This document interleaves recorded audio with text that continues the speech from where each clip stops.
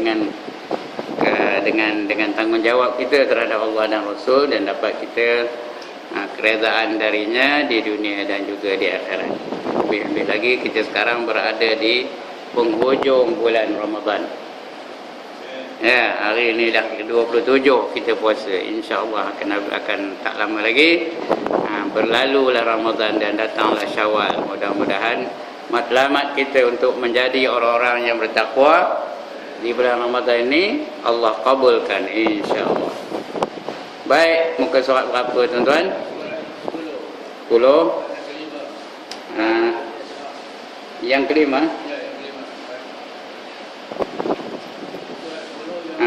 Yang 7. Ya, hadis yang ke-7 dari Abi Ishaq Sa'ad bin Abi Waqqas, Malik bin Ahbab bin Abdi Manaf bin Zahra bin Kilab bin Murrah bin Ka'ab bin Lu'ay Al-Qursi Al-Zahri radhiyallahu anhu. Banyak nama, panjang orangnya seorang aja ni. Ya. Namanya sebenarnya Sa'ad bin Abi Waqqas. Itu nama dia sebenarnya, tapi gelarannya banyak benar. Abu Ishaq lah, ya, Malik bin Ahbab lah, Abdi Manaf bin Zahra bin Kilab sampai tadi ya. Dia berkata radhiyallahu anhu, mudah-mudahan Allah redha dengannya. Ya. Apa katanya? Seorang dari 10 orang yang diakui masuk syurga. Ni Sa'ad bin Abi Waqqas ni, orang yang dijamin Rasulullah masuk syurga. Pernah Rasulullah buat kuliah macam inilah. Lepas itu dia berhenti. Dia ngabar kepada jemaah yang belajar pada hari itu, nanti akan muncul seorang di hadapan kamu ini, seorang ahli syurga. Tengok-tengok ini orangnya, Sa'ad bin Abi Waqqas. Esoknya baginda buat ceramah lagi macam ni, ngajar lagi. Lepas tu berhenti baginda, nanti akan muncul di hadapan kamu seorang ahli syurga. Tengok-tengok orang ini juga, Sa'ad bin Abi Waqqas ni. Lusanya begitu juga, nanti akan muncul di hadapan kamu seorang ahli syurga. Tengok-tengok orang ini juga. Maknanya 3 hari berturut-turut Rasulullah jamin orang ni menjadi ahli syurga. Siapa namanya? Sa'ad bin Abi Waqqas. Bila ditanya apa rahsia kamu wahai Sa'ad, apa jawab dia? Tak ada apa rahsia. Apa yang kamu lihat itulah dia yang aku buat, kata Sa'ad. Tetapi aku ni, kata Sa'ad, kalau kamu nak tahu, tak usah nak buat jahat. Niat nak buat jahat pun tak ada. Niat nak maksiat pun tak ada. Tak usah nak buat maksiat tu, niat nak buat maksiat pun tak ada. Kita buat tak ada, tapi niat aku juga ada. Ada tak niat? Kalau nampak hama cantik tu, ada dah niat. Pengen juga rasa kan? Sa'ad bin Abi Waqqas ni, niat pun tak ada. Ini 10 orang di antara yang dijamin syurga. Di antara yang lain Abu Zaifah, di antara yang lain namanya Abu Ubaidah bin Jarrah, ya. Kemudian di antara Zubair bin Awam, Abdurrahman bin Auf. Ini 10 orang yang dijamin Rasulullah masuk ke dalam syurga. Termasuklah khalifah namanya yang 4 tadi, ya. Khalifah yang 4 tu Abu Bakar, Umar, Uthman dan Ali. Dan termasuk juga Bilal bin Rabah, tapi tak masuk dalam senarai 10 tu, dia masuk dalam lain. Ini dia orang yang dijamin syurga. Ya. Kita, siapa yang dijamin Rasulullah syurga? Angkat tangan. Antara kita, siapa yang Rasul jamin syurga? Angkat tangan. Angkatlah. Kita ada. Mana ada, ya? Dia 10 orang yang dijamin masuk syurga. Dia akui masuk syurga oleh Rasulullah sallallahu alaihi wasallam. Ya, apa katanya? Kata dia Sa'ad tadi, ja'ani Rasulullah sallallahu alaihi wasallam ya'uduni 'ama hijjatil wada'i min waj'in istadda bi faqultu ya Rasulullah inni qad balagha bi minal waj'i ma tara wa ana zu malin wala yarisuni illa ibnatun li afa tasaddaqu bisulasi mali qala la qultu fashatru ya Rasulullah faqala la qultu fasulusu ya Rasulullah qala sulusu wasulusu kasirun au kabirun innaka antazara warasanaka aghniya'a khairun min antazarahum alatan yatkaffafuna an-nas wa innaka lan tunfiqa nafaqatan tabtaghi biha wajha Allah illa ajirta alaiha hatta ma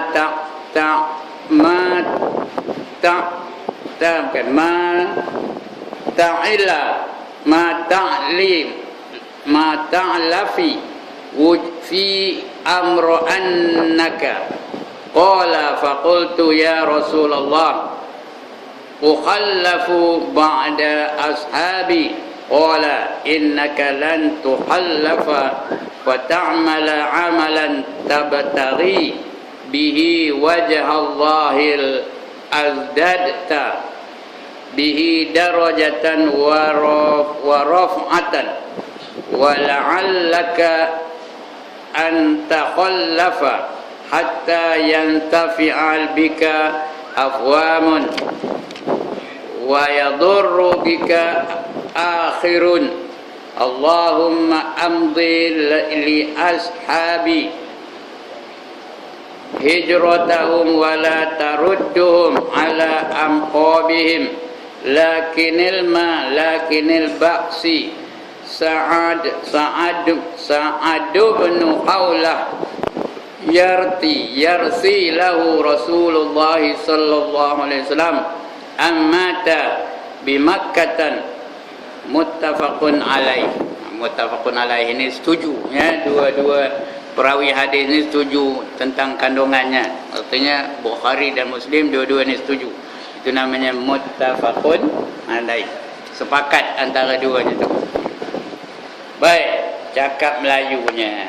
Tadi cakap Arabnya itu yang dengar-dengar dongak bunyi itu ya. Baca mengeje.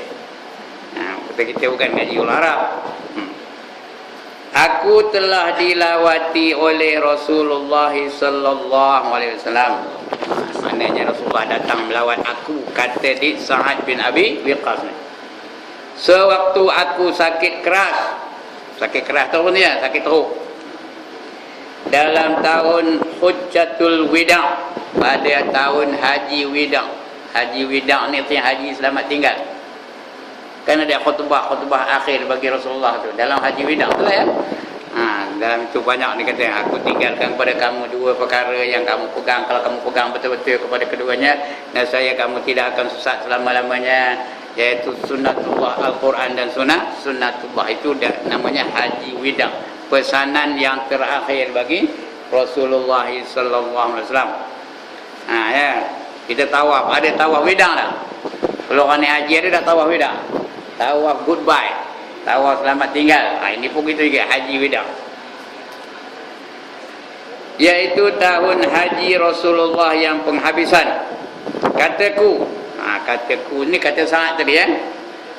Ya Rasulullah, sebagaimana yang Tuhan lihat, sesungguhnya penyakitku ini telah berat. Ya Rasulullah, kamu tengok penyakit aku ni makin lama makin teruk, dah berat dah ni katanya. Dan saya ada mempunyai harta, tetapi tidak berwaris selain seorang anak perempuanku. Ya, kata Sa'ad, aku ada harta, tapi tak ada nak mewarisi harta aku, hanya seorang perempuan, anak aku aja seorang perempuan. Jadi apa? Yang boleh mewaris harta aku. Yang lain tak ada, anak lelaki aku tak ada, kata dia. apakah saya akan bersedekah dengan 2/3 hartaku? Boleh tak aku sedekahkan 2/3 daripada harta aku? Ini 2/3 tu banyak tu ya. Tinggal 1/3 je untuk anak perempuan tu. Jawab Nabi, lah tahu tak? Tak boleh. Tak boleh kata Nabi ya. Tidak katanya. Jawab beliau, kalau 2/3 pun tak boleh aku wakafkan, boleh tak separuh? Separuh ya Rasulullah, boleh ke tak? Tanya aku lagi. Jawab Nabi, tidak. No kata Nabi. Kau tak pandai Nabi cakap putih ya? No kata. Itu saya cakap putih tu, bukan Nabi cakap putih pula ya. Tidak katanya. Jawab beliau 1/3. Kita tanya lagi, 1/3 ya. Ulasku sekali lagi. Beliau menjawab 1/3. Itu boleh. 1/3 boleh. Kalau dia ada 3 ekor, 1 ekor disedekahkan, itu boleh. Kalau ada dia 9 ekor, berapa ekor disedekahkan? Ya Allah, tidak kita mengira dia mana. 1/3 dari 9 berapa? 3 ekor. Boleh dah aku sedekahkan 3 ekor? Yang itu boleh kata Nabi. Kalau dia ada 30 ekor, 10 ekor disedekahkan, itu boleh. 2/3 20 ekor tak boleh. Separuh 15 ekor tak boleh. Hanya boleh berapa? 1/3 ni. Untuk panduan kita ni, untuk tuan-tuan yang banyak kata ni waris tak ada. Yang ada seorang anak perempuan je. Kita tak nak peta kita tu dipesakai oleh orang-orang yang kita tak berapa gemar umpamanya. Macam mana? Boleh tak kita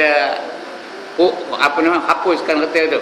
Sedekah banyak-banyak biar dia tak merasa yang diletak ni tu katanya. Tak boleh ya. Yang boleh hanya 1/3. Ya.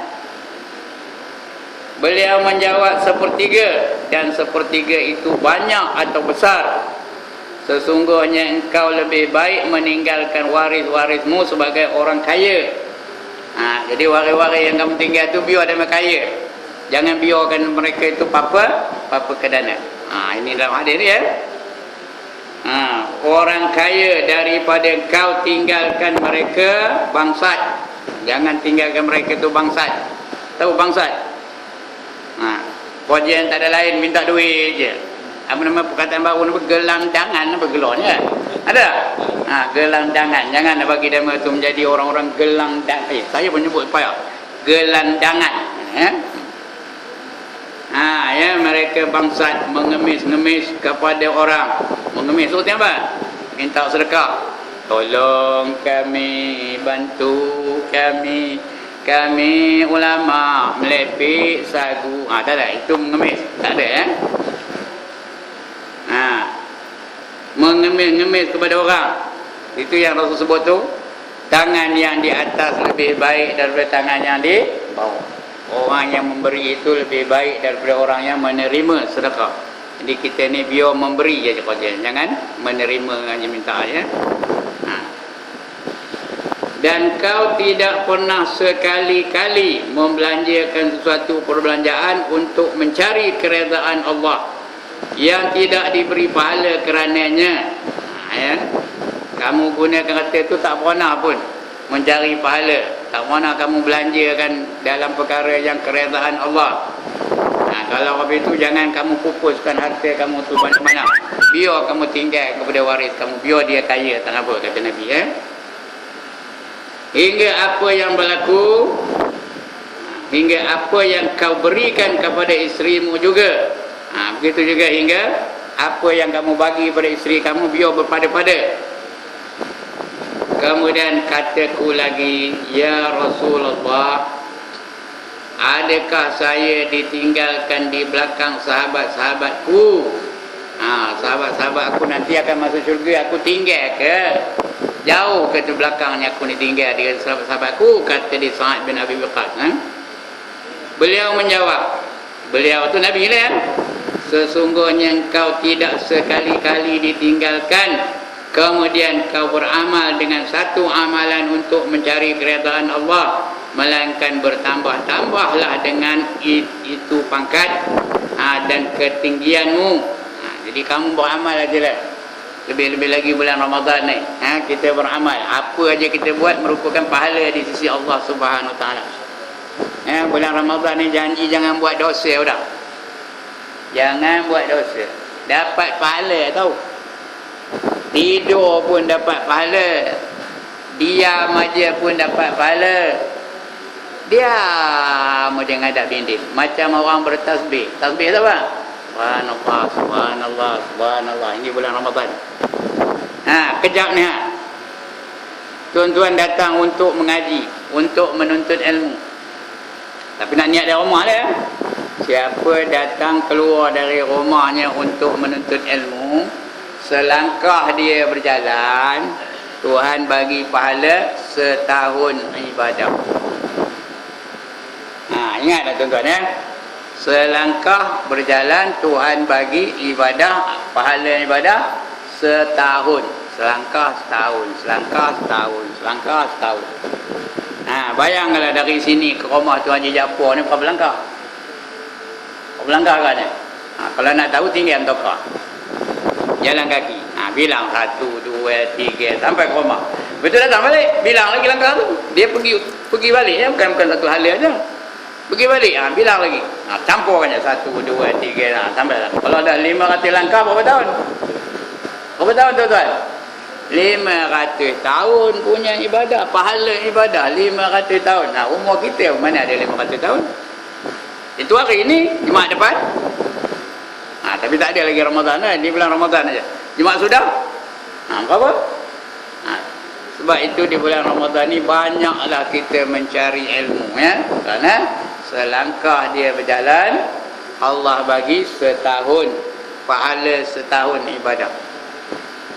Ya. Sebab itu kata Nabi, kalau kamu tahulah fadilat-fadilat bulan Ramadan ni, kamu akan minta mohon pada Allah supaya tiap-tiap hari dalam tahun itu adalah hari di bulan Ramadan. Kalau boleh biar hari-hari bulan Ramadan. Biar bulan Ramadan. Dia tanda hari raya. Dia hendak bulan Ramadan. Sebab itu sahabat-sahabat dulu menangis bila habis Ramadan, menangis. Kita seronok. Dah teringatkan lemang, dah teringatkan ketupat, dah teringatkan itu ini. Seronok nak habis Ramadan tu. Dah teringat roti canai pagi ya. Ini dah lama benar dah tak ada masa roti canai pagi ni. Itu dia. Jadi kita buatlah perkara-perkara yang mendatangkan keredaan Allah Ta'ala, yang tidak diberi pahala kerananya. Jangan buat sesuatu yang tak dapat pahala. Hingga apa yang kau berikan kepada isterimu juga, itu pun merupakan pahala juga. Kemudian kataku lagi, ya Rasulullah, adakah saya ditinggalkan di belakang sahabat-sahabatku? Aku esok jauh ketinggalan di belakang, dan ada masuk syurga aku terhegih-hegih lagi ke? Kata dia Sa'ad bin Abu Waqqas. Beliau menjawab, sesungguhnya engkau tidak sesekali ditinggalkan. Kemudian engkau beramal dengan satu amalan untuk mencari keredaan Allah. Kamu buat aja apa-apa yang untuk mencari keredaan Allah, tidak akan ditinggalkan oleh sahabat-sahabat kamu. Jangan takut melainkan bertambah-tambahlah dengan apa? Dengan itu pangkat. Pangkat kamu akan tinggi. Dapat syurga yang bernama Illiyin, syurga yang tinggi pangkatnya. Kalau rumah tu di tempat yang tinggi yang macam. Kalau orang kaya tu dia buat rumah di lembah ke di tempat yang tinggi. Dalam dunia ni lah orang kaya ni buat rumah di lembah ke di tempat yang tinggi. Tempat yang tinggi lah supaya orang nampak, oh itu rumah siapa tu rumah Ustaz Ibrahim. Kalau rendah siapa nampak? Dia biar yang tinggi. Yang banyak pula biliknya tu. Merelek-relek betul. Pasal malam merelek-relek apinya. Di tempat yang tinggi. Di syurga tu apa itulah? Ada syurga namanya Illiyin. Di tanah-tanah yang tinggi, dari jauh lagi dah nampak. Jadi ditinggikan pangkatnya. Dan ketinggianmu, barangkali engkau tertinggal sehingga sehingga beroleh manfaat denganmu beberapa kaum yang beroleh kesusahan yang lain. Ya, kamu kadang-kadang ada juga tertinggal sehingga beroleh manfaat denganmu beberapa kaum dan beroleh kesusahan yang lain. Ya Allah, habiskanlah untuk sahabat-sahabatku hijrah mereka, dan janganlah engkau kembalikan mereka ke tempat mereka datang dahulunya. Dia doa pula, ya wahai sahabatku yang berhijrah, teruskanlah hijrah mereka. Mengapa nak hijrah ni? Kerana ada ayat Quran, innal ladzina amanu wa amilus solihah, bukan, innal ladzina amanu wal ladzina hajaru wa jahadu fi sabilillah ulaika yarjuna rahmatullah wallahu ghafurur rahim. Kata Allah, ya, sesungguhnya orang-orang yang beriman dan orang-orang yang berhijrah dan orang-orang yang berjuang di jalan Allah, mereka itulah orang-orang yang berharap akan rahmat Allah Ta'ala. Ini hijrah ni di antara apa? Di antara perkara yang boleh mendatangkan rahmat dari Allah Ta'ala. Hendak kita hendak rahmat Allah. Sekali lagi, hendak kita hendak rahmat Allah. Buat apa? Buat apa rahmat Allah? Pelayar boleh minum. Nampak dah harga apa ni? Rahmat nak buat apa? Rahmat tu untuk melayakkan kita masuk ke dalam syurga. Kalau kita boleh masuk syurga pun hanya dengan rahmat Allah. Kalau tak ada rahmat Allah, tak merasa masuk syurga. Mayanglah kamu sampai lesut-lesut dahi, tak merasa masuk syurga. Jadi kita hendak rahmat Allah Ta'ala tu. Jadi sebab itu kita buat perkara-perkara yang boleh mendatangkan rahmat Allah. Di antaranya berhijrah tadi. Mereka, dan janganlah kau kembalikan mereka ke tempat mereka datang dahulu. Artinya jangan tak jadi hijrah tu. Biar mereka sampai hijrah di tempat yang dituju. Jangan kau start, tak ada. Jangan kembali kepada tempat yang dia datang. Tetapi Sa'ad ibn Khawlah, Rasulullah sallallahu alaihi wasallam, ya, Rasulullah biasa balas terhadapnya kerana dia telah mati di Mekah. Sa'ad ni mati di Mekah, dan maknanya dia tak pergi bersama berhijrah. Dia mati di Mekah, ya. Jadi itu hadis dia. Maksud hadis ini ada mengandungi dua tujuan.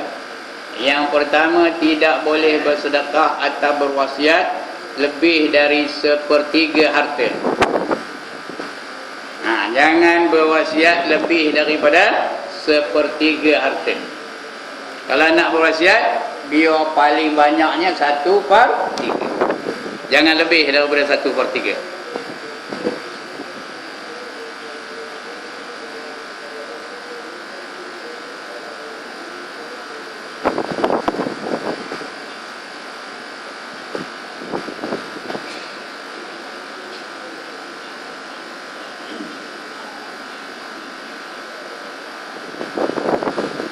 Kerana yang 2/3 lagi itu adalah hak waris yang tinggal. Kalau kita bagi lebih daripada 1/3, yang 2/3 itu hak waris, bukan hak dia. Ingat ya, kita ni, harta kita ni bukan semua kita punya. Mana yang wajib zakat, itu hak orang lain. Hak asnaf yang berhak menerima zakat. Begitu juga harta yang nak kita tinggalkan itu hak waris, bukannya hak kita. Itu yang pertama. Yang kedua, ada bagusnya hidup lama di dalam dunia ini kalau mahu berbuat kebajikan. Itu sebab kita dilarang daripada mendoakan supaya cepat mati. Ya Allah, cabutkanlah nyawa aku. Tak boleh, ya. Ada tak orang doa begitu? Ada ke tak ada? Oh Tuhanku, cabutlah nyawaku. Ada tak orang doa begitu? Sudah cabut ke belum? Tak boleh, ya. Tak boleh. Kita boleh doa, ya Allah, kalau mati itu lebih baik bagiku, maka segerakanlah kematian aku. Itu boleh. Kalau hidup itu lebih baik bagi aku, maka panjangkanlah umurku. Itu tak apa. Jangan minta mati, ya Allah, mati kalau aku sekarang ni. Tak boleh. Itu dia. Jadi itu di antara fadilat hidup lama. Di dalam dunia ini, kalau mahu berbuat kebajikan, kalau nak buat baik, biar lama-lama hidup, biar panjang umur, tak apa. Biar sampai 100 tahun. Tapi entahlah, nari dah 72. Boleh sampai 100 tahun tak? Ada yang nganggur. Dapat tu katanya. Mana dapat sebuah doa-doa lah. Doa boleh. Mudah-mudahan dapat 100 tahun itu. Tetapi mungkin juga merosakkan itu adalah bergantung juga kepada niat. Kadang-kadang dia nak hidup lama tu niat tak betul. Ya Allah, panjangkan umur aku, biar aku cari kereta banyak-banyak, biar aku jadi orang kaya. Dah tak betul niat. Kita boleh niat nak hidup lama kerana apa? Kerana nak membuat kebajikan, nak beribadah kepada Allah, nak berbakti kepada Allah. Baru boleh. InsyaAllah akan datang kita akan baca hadis yang ke-8 dari Abu Hurairah. Namanya Abdurrahman bin Sakhr. Abu Hurairah ni terkenal nama sebenarnya apa? Abdurrahman bin Sakhr. Baik, sekian dulu tuan-tuan untuk kali ini. Time pun dah cukup. Waktu pukul 1.25 Sekali lagi bunyi tu, insyaAllah. Baik, salah silap saya minta ampun, minta maaf. Saya ucapkan selamat Hari Raya Aidilfitri. Selamat meneruskan puasa. Mudah-mudahan kita menjadi orang yang diredai oleh Allah dan jadi orang-orang yang bertakwa. Tuan-tuan, ada satu berita nak kabur aje lah tindakan terpulang kepada tuan-tuan lah.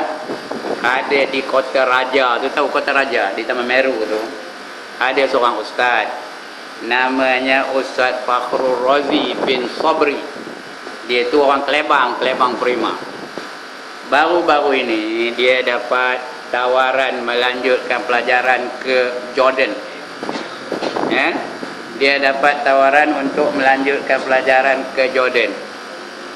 Jadi dia minta sumbangan dana, kalau ada. Tak ada, lantaklah, bukan saya punya. Kalau ada, boleh letak kat meja ni. InsyaAllah saya kumpul-kumpulkan dan saya bagi kepada dia. Kalau sekat 5-6 ribu tu, saya percayakan diri saya lagi. Tapi kalau sampai 500 juta, entahlah Wallahualam.